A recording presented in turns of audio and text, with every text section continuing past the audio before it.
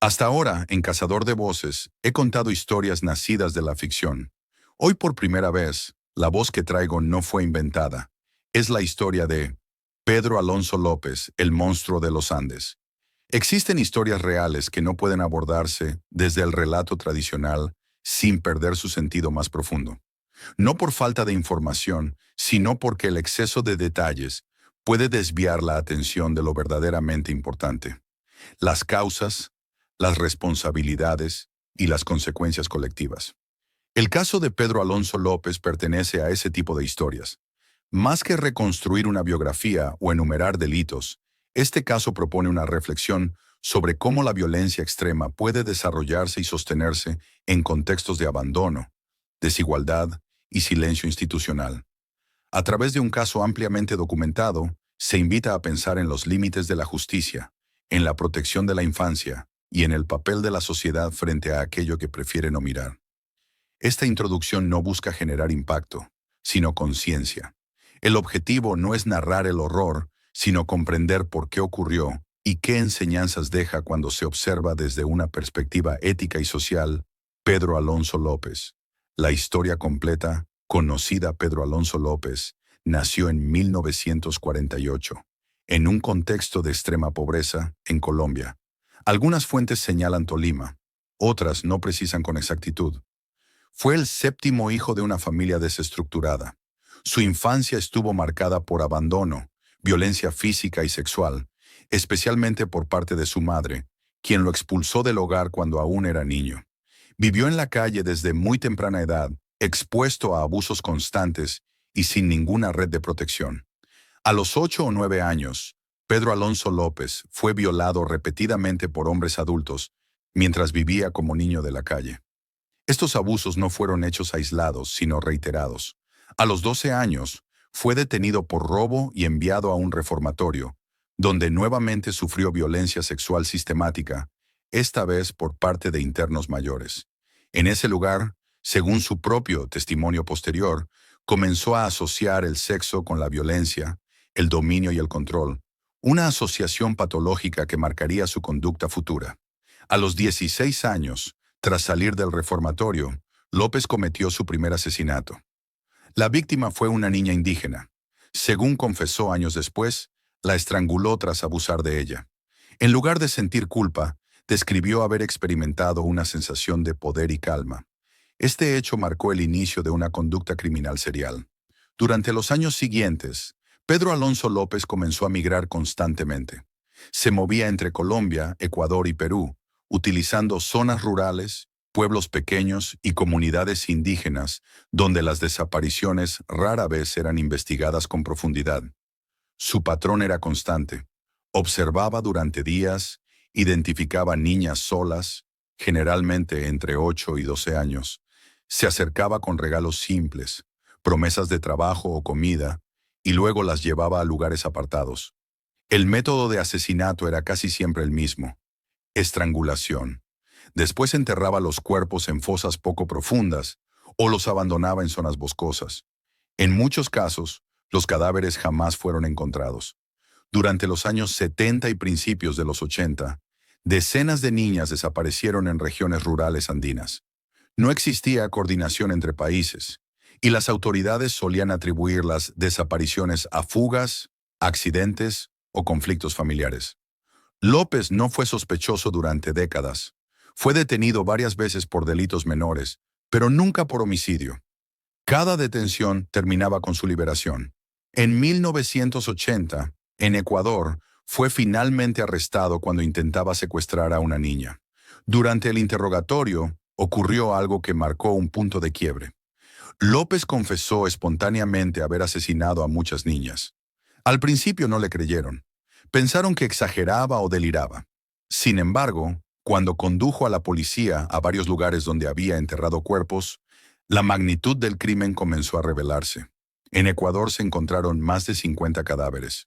Posteriormente, López confesó haber asesinado a más de 300 niñas en los 3 países. Dijo recordar los rostros, los lugares y los métodos. No mostró remordimiento. Los psiquiatras que lo evaluaron coincidieron en que presentaba psicopatía severa, ausencia total de empatía y una cosificación extrema de las víctimas. No fue declarado inimputable. En Ecuador fue condenado a 16 años de prisión, que era el máximo legal permitido en ese momento, independientemente del número de víctimas. Esta limitación legal se convirtió en uno de los mayores escándalos del caso. En prisión, López se comportó como un interno modelo. Participaba en talleres, era obediente y evitaba conflictos.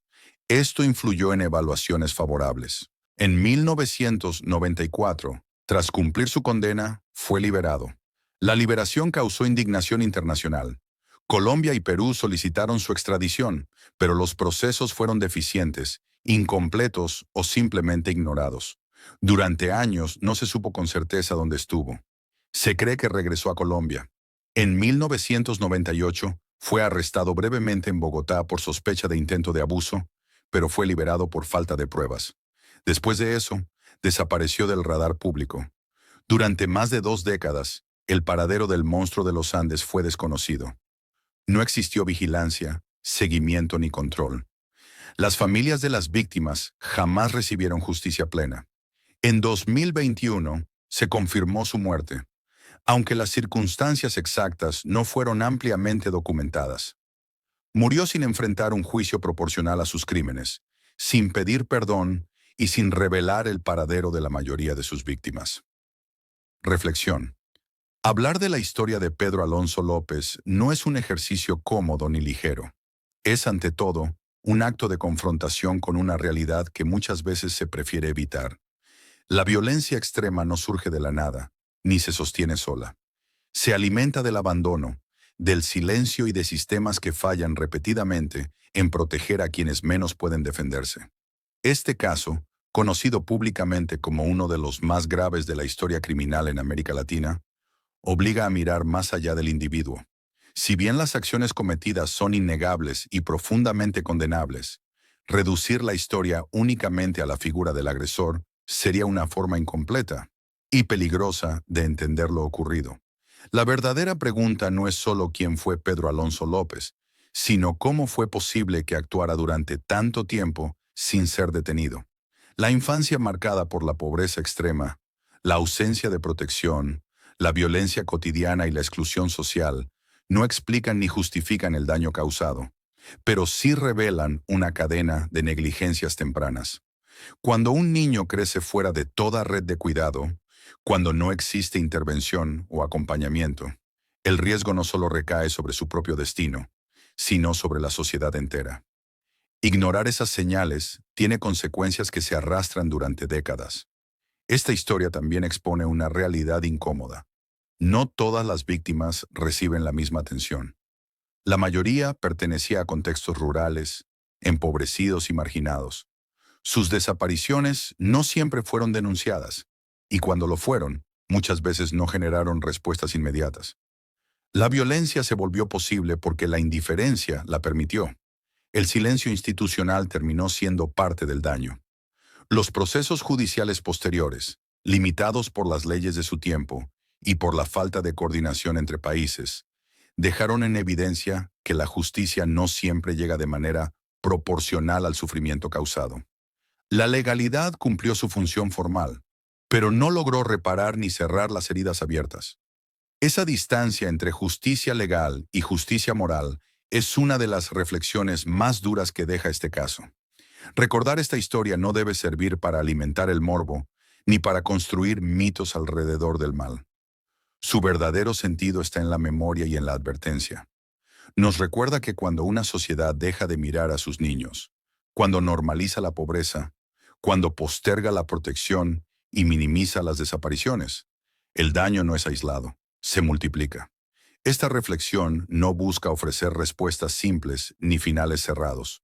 Busca incomodar, cuestionar y obligar a pensar, porque mientras la violencia extrema se trate solo como un hecho excepcional, y no como el resultado de múltiples fallas acumuladas, el riesgo de repetición seguirá presente. Recordar estos casos es, en el fondo, un acto de responsabilidad colectiva. No para revivir el horror, sino para impedir que el silencio vuelva a hacer lo posibles,